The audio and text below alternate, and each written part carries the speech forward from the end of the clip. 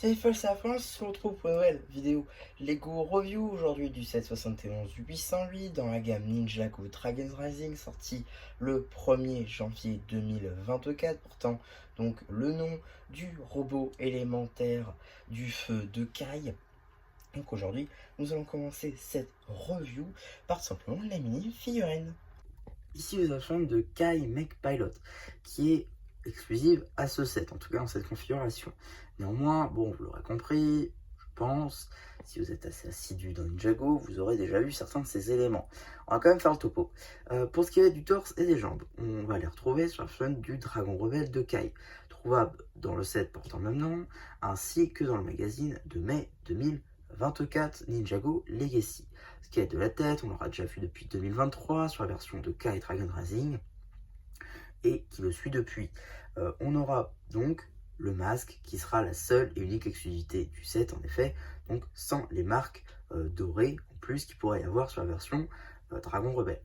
Si je retourne la figue, vu qu'il n'y a pas d'épaulette à retirer, puisque sinon ça passe pas dans le robot, on va pouvoir directement observer la notation Kai à l'arrière du torse. Si on s'attaque aux expressions faciales, on aura ici donc la première et ici la seconde avec la visière. En termes d'accessoires maintenant, un simple katana doré. Ici vous avez la chaîne de Mech Pilot Zane qui est quasiment exclusive en tout point à ce set. En effet, pour ce qui va être du masque, du torse et des jambes, ça va être l'exclusivité à ce set. Par contre, ce qui va être de la tête sera la même tête que Dragon Rising saison 1, donc depuis 2023, sur notamment la première version de Dragon Rising saison 1, ainsi que Climber notamment, qui sortira un petit peu après celle-ci. Ce qui va être de l'épaulette, ce sera la même que Legacy 1 avec épaulette dorée du coup. Pareil pour les versions Ninja dorées, sorties donc en cristallisé pour la saison cristallisée en 2022. Si je retire le masque, on va pouvoir observer la première expression faciale, et ici la seconde avec la visière. Vous pouvez aussi apercevoir l'arrière de la minifig. Et si je retire l'épaulette, on pourra apercevoir, nommé en haut du torse, eh bien, Zane. En termes d'accessoires, un katana doré. Et donc ici nous avons la chaîne de Jordana qui est un peu plus compliquée à avoir que la chaîne de Cinder étant donné qu'elle est moins disponible. Elle est notamment disponible donc tout d'abord dans ce set que vous êtes en train de regarder la review, le robot élémentaire de Kai, sorti donc en janvier 2024. Ce qui va être de mars, elle sera disponible dans le Shadow Dojo à 120 € et aussi dans le Climber Mech de Kai, mais cette fois-ci sans le tour de cou. Donc voilà, c'est une chaîne qui est un peu plus compliquée à avoir dans cette configuration. Sur la tête et les cheveux sont réapparus derrière dans sa version tournoi, évidemment. Pour ce qui est de la figurine, hein, c'est la même tenue que Cinder, à contrario donc des cheveux ainsi que de la tête qui est différente, donc évidemment puisque ce n'est pas le même personnage. On a quand même l'arrière de la figue, la seconde expression faciale. En termes d'accessoires, on aura la même lame que Cinder, une arme en brick build, donc avec cette espèce de lame torsadée et un manche de sabre laser avec une petite griffe argentée au bout. Ici, nous avons la fin du guerrier au masque de loup qu'on a déjà pas mal vu sur la chaîne, hein, que ce soit dans le magazine Ninjago de février 2024 ou encore pas mal d'autres sets de la vague de janvier comme de mars, en tout cas une qui n'est pas du tout exclusive. Ici donc présente sans épaulettes, prendre avec donc ce moule de masque qui est tout aussi magnifique, hein, avec une impression de tête, deux expressions faciales. La première juste ici, et là, la seconde. Après avoir vu les mini-figurines, on va tout de suite regarder le cœur du set en lui-même, avec tout d'abord le premier mecha, car oui, contrairement aux trois autres mechas élémentaires, celui de Sora ainsi que de Cole qui sont sortis le même jour, et donc celui de Lloyd qui sortira 3 mois plus tard, donc on a deux mechas. Alors pas de la même taille évidemment, hein, parce que ici c'est un mecha donc pour les loups, donc il est évidemment plus petit que celui de Kai. D'ailleurs, il n'apparaîtra pas dans la série, contrairement à celui de Kai, évidemment. Mais voilà, donc pour ce robot pour ce qui est de sa taille. Donc tout d'abord la construction. Pour l'instant on est sur quelque chose de très fin, on va pas se mentir, contrairement donc au mecha de Kai qui va peut-être être un petit peu grossier, un petit peu bourrin, je pense qu'on va dire. Là on va sur quelque chose de très fin, avec notamment des bras qui sont faits à partir de pièces qu'on va généralement utiliser pour faire des antennes sur les immeubles. Bon, les mêmes articulations qu'on va retrouver ici donc en bleu, des accroches ici donc pour faire les griffes, ici donc en gris, pareil donc de l'autre côté.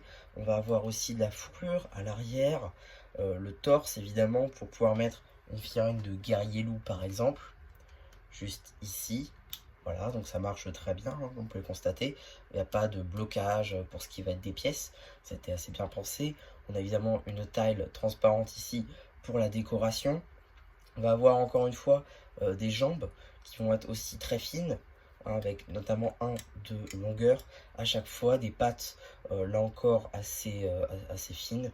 Pareil de l'autre côté, une queue ici donc qui va être quand même assez grande. Voilà, pour représenter évidemment le loup.